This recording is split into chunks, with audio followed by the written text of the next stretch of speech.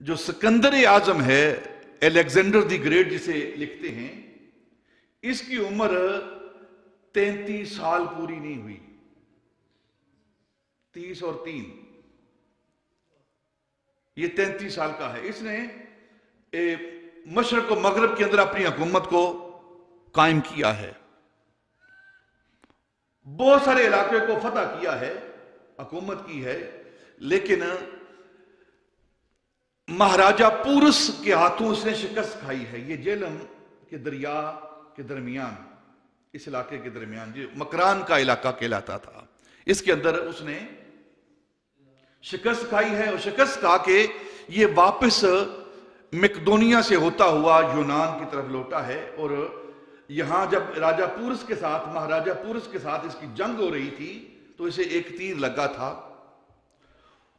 और वही तीर इसकी जिंदगी के इख्तिताम का सबब बना। और उसकी तकलीफ में इसने मौत का जायका चखा, मौत की आगोश में गया। और इसके आखिरी लफ्ज क्या थे? वो जब मौत को अपनी आंखों से देख रहा था तो कहने लगा कि मुझसे कोई अगर मेरी सारी हुकूमत ले ले तो मुझे चंद लम्हात जिंदगी के लेकर दे दे, ताकि मैं अपने वतन, अपने शहर, अपने मुल्क जाकर, अपने बिस्तर पर, अपने घर के अंदर जाकर मौत की आगोश में जाऊं। ये इसके आखिरी लफ्ज थे। लेकिन इसका नामो निशान किसी को पता नहीं।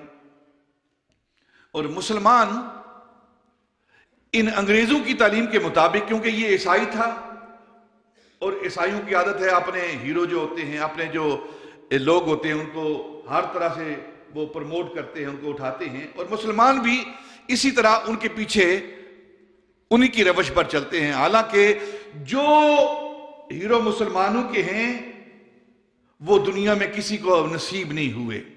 ये सिकंदर आजम की बात करते हैं, इसकी फतूहात कितनी हैं, इसकी फतूहात कितनी है। तारीख कहती है कि 33 साल की उम्र में इसने 17 लाख मुरब्बा मील इलाके को फतह किया था।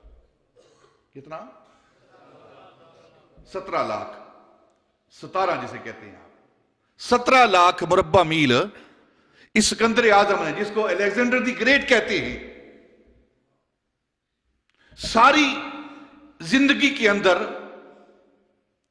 इसने ये 17 लाख मुरब्बा मील, 7 फौजें हैं, पूरी कुव्वत साथ है, फिर पीछे बादशाही इसकी अपनी है, तरबियत बचपन से ले रहा है, घुड़सवारी की, तलवार बाजी की, नेज़ेबाजी की, जंगी महारत सीख रहा है।